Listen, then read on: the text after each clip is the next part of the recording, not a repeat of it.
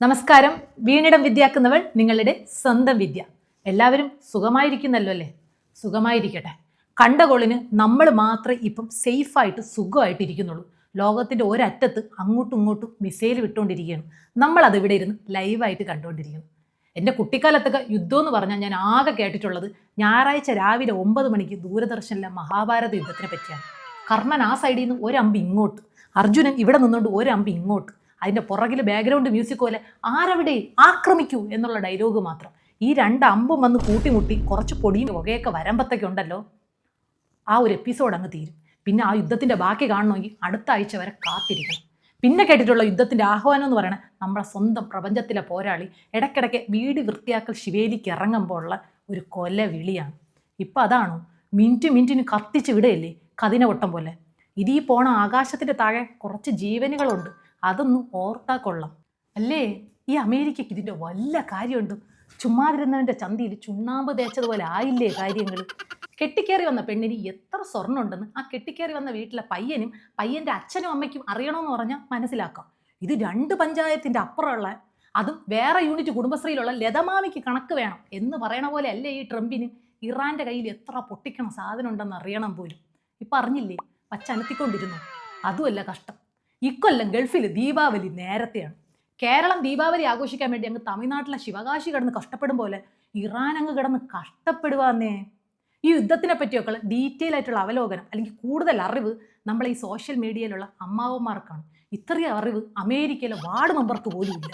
കഴിഞ്ഞ ആഴ്ച ഗ്രൂപ്പിൽ ഒരു വോയിസ് വന്നു. അറിഞ്ഞ പ്രകാരം അടുത്ത ചൊവ്വാഴ്ച രാത്രി 8 മണിയോട് കൂടി യുദ്ധം നിർത്തും എന്നാണ് അറിയാൻ കഴിഞ്ഞത്. അല്ലേ, ഇത് രഹസ്യ വിവരം പാസ് ചെയ്തതാണോ അതോ ഇനി നെല്ലിക്ക തളം വയ്ക്കാനുള്ള സമയമായതാണോ എന്ന് മാത്രം മനസ്സിലായി. യഥാർത്ഥ യുദ്ധം നടക്കുന്നിടത്ത് ആൾക്കാർ സമാധാനത്തോടെ യുദ്ധം തീരാൻ വേണ്ടി വെയിറ്റ് ചെയ്യുകയാണ്. പക്ഷെ ഇവിടെ കേരളത്തിൽ യുദ്ധത്തിനെ പറ്റിയുള്ള വാർത്ത 1.5 മണിക്കൂർ കേട്ട പിന്നെ നമ്മളെ തെക്കോട്ടങ്ങ് എടുത്താൽ മതി. ഏതാണ്ട് ഓപ്പറേഷൻ ചെയ്ത് വിജയിക്കാൻ 50-50 ചാൻസ് ഉള്ള ഒരു പേഷ്യൻറ്റിൻ്റെ അടുത്ത് പോയിട്ട് കത്രിക കാണിച്ച് ഹാർട്ട് അറ്റാക്ക് വരുത്തി കൊല്ലൂലേ, ഏതാണ്ട് അതുപോലെ. ചില ചാനലൊക്കെ മിസൈലിന് റൂട്ട് മാപ്പ് വരച്ച് കാണിച്ചു കൊടുക്കുകയാണ്. എൻ്റെ ഇളയ ചെറുക്ക ഇതിനേക്കാളും നന്നായിട്ട് ടുട്ടുമൊയിലിന് വീട്ടിലെത്തിക്കുമല്ലോ. ഈ പരിപാടിയിലെ മെയിൻ ഐറ്റം ഇപ്പോഴും അപ്പോഴും അമേരിക്ക തന്നെയാണ്. ചില അമ്മാവന്മാരില്ലേ, ഈ കല്യാണത്തിനൊക്കെ പോയിട്ട് പപ്പടം കിട്ടിയില്ല എന്നും പറഞ്ഞ് പൊരിഞ്ഞ അടി ഉണ്ടാക്കിയിട്ട് ആ അടി അങ്ങ് പൊരിഞ്ഞ അടി വലിയ അടിയാകുമ്പോൾ ഒരു സൈഡിൽ മാറിയിരുന്ന് പപ്പടം ഇല്ലാതെ കൂട്ടിക്കുഴച്ച് തിന്നണത്. സ്വന്തം വീട്ടിൽ അടിയായിരിക്കും, എന്നാൽ അപ്പുറത്തെ വീട്ടിലെ 2 പേര് തമ്മിൽ വഴക്കൂടണേണ്ട സമാധാന ചർച്ചയ്ക്ക് പോയിട്ട് ആ ഏരിയ മൊത്തം വഴക്കാക്കി മാറ്റണ ചില കേട്ട് കളവന്മാരില്ലേ, അതുപോലെയാണ് ഇപ്പോൾ അവർ.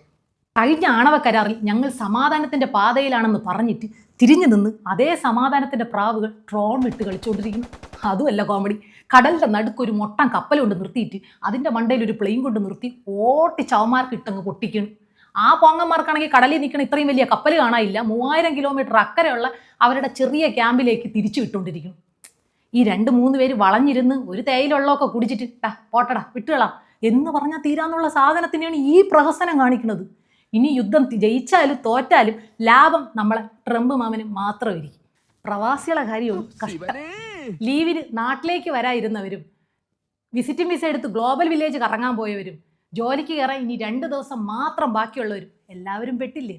ആ മമ്മദൊക്കെ ആണെങ്കിൽ കഴിഞ്ഞ 6 മാസമായിട്ട് നടുവേദന സഹിക്കാനാവാതെ അറബിയുടെ കയ്യും കാലും പിടിച്ചൊരു ലീവ് ഒപ്പിച്ച് നാട്ടിൽ പോയി കുട്ടം വൈദ്യനെ കൊണ്ട് ഒരു പിടിപ്പിക്കാന്നൊക്കെ വിചാരിച്ച് ഫ്ലൈറ്റിലേക്ക് കാലെടുത്ത് കുത്താൻ പോയത് ദാ കിടക്കണം ഹലാക്കിൻ്റെ അവലും കഞ്ഞി.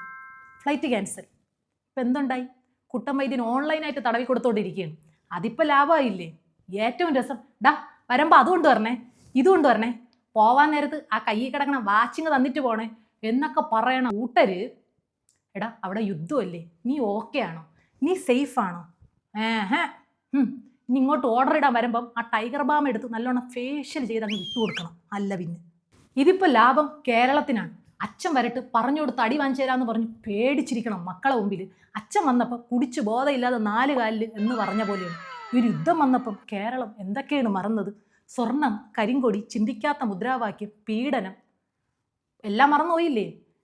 ന്യായീകരിച്ച് നിൽക്കക്കള്ളിയില്ലാതെ വരുന്ന അവസ്ഥയിൽ അപ്പം കേരളത്തിൽ പെട്ടെന്നൊരു ദുരന്തം, മണ്ണിടിച്ചിൽ, പ്രളയം. സത്യം പറഞ്ഞാൽ ഇവിടെ ഉള്ള ഒരു ഭാഗ്യവന്മാരാണ്. അപ്പം എല്ലാവരും എല്ലാം മാറ്റിവെച്ച് ഒറ്റക്കെട്ടായിട്ട് അതിലോട്ട് ഇറങ്ങും.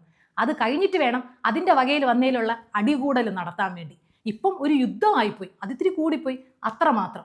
ഇതിൻ്റെ ഇടയിൽ നമ്മൾ പോയി രാഷ്ട്രീയക്കാരനോട് പഴയ കാര്യങ്ങൾ വല്ലതും ചോദിച്ചാൽ ലോകം ഇപ്പം യുദ്ധത്തിൻ്റെ ഭീഷണിയിലാണ്. അപ്പം നമ്മൾ ഇങ്ങനെയുള്ള കാര്യങ്ങൾ സംസാരിക്കാൻ പാടില്ല എന്ന്.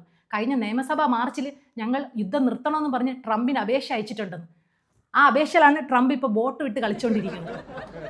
അല്ല സുഹൃത്തെ, ലോകത്തിൽ ഇത്രയും വലിയ കാര്യങ്ങൾ നടക്കുമ്പോൾ നമ്മൾ ചെറിയ കാര്യത്തിനെ പറ്റിയൊക്കെ ചിന്തിക്കുകയും പറയുകയും ചെയ്യണത് തെറ്റല്ലേ?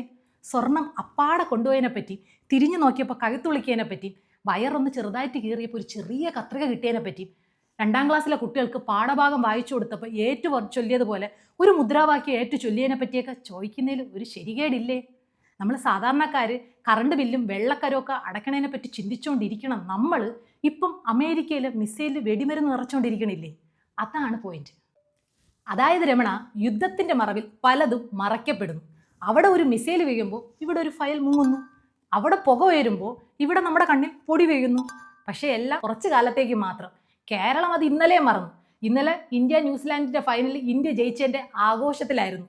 യുദ്ധം തീരുമ്പോൾ ചരിത്ര പുസ്തകത്തിൽ ആര് ജയിച്ചു ആര് തോറ്റു എന്ന് രേഖപ്പെടുത്തും. അത് പിന്നെ നമ്മളൊട്ട് ഇരുന്ന് പഠിക്കുകയും ചെയ്യും. പക്ഷേ സത്യത്തിൽ ആരെങ്കിലും ജയിക്കുന്നുണ്ടോ? യുദ്ധം നിർത്തിയാൽ മാത്രം പോരാ, യുദ്ധം ചെയ്യാനുള്ള മനുഷ്യൻ്റെ മനോഭാവം കൂടി നിർത്തണം. അടുത്ത തലമുറയ്ക്ക് കൈമാറേണ്ടത് ഡ്രോണുകളുടെ കണക്കല്ല, സ്നേഹത്തോടെയും ഐക്യത്തോടെയും ജീവിച്ചിരുന്ന ഒരു ലോകത്തിൻ്റെ കഥയാവണം. നമ്മൾ വീട്ടിൽ അരി വാർത്തുകൊണ്ടിരിക്കുമ്പോൾ ടി വിയിൽ ആഹാരം കിട്ടാതെ യുദ്ധത്തിൻ്റെ ഇടയിൽ കരയുന്ന കുഞ്ഞുങ്ങളെ കാണുമ്പോൾ നെഞ്ചു വിങ്ങുന്ന അമ്മമാരുടെ നാടാണ്. ആറ്റാൽ പൊങ്കാലയിടുന്ന സമയത്ത് നമ്മൾ നോമ്പാണെങ്കിലും അവർക്ക് വെള്ളവും ആഹാരവും ഒന്നും കിട്ടാതെ വലയരുത് എന്ന് പറഞ്ഞവരുടെ നാടാണ്. ഒരാപത്ത് വരുമ്പോൾ ജാതി മത പാർട്ടി ഭേദമന്യേ ഒത്തുചേർന്ന് നിൽക്കുന്നവരുടെ നാടാണ്. അതുകൊണ്ട് യുദ്ധം എന്നൊക്കെ പറയുമ്പോൾ നമുക്ക് സാധാരണക്കാർക്ക് ഇത്തിരി നോവും. ചിരിക്കാനും ചിരിപ്പിക്കാനൊക്കെ എളുപ്പമാണ്, പക്ഷെ നമ്മൾ ചിരിക്കുന്നത് വേറൊരാളുടെ കണ്ണീരിൻ്റെ പുറത്താവരുത്. Thank you.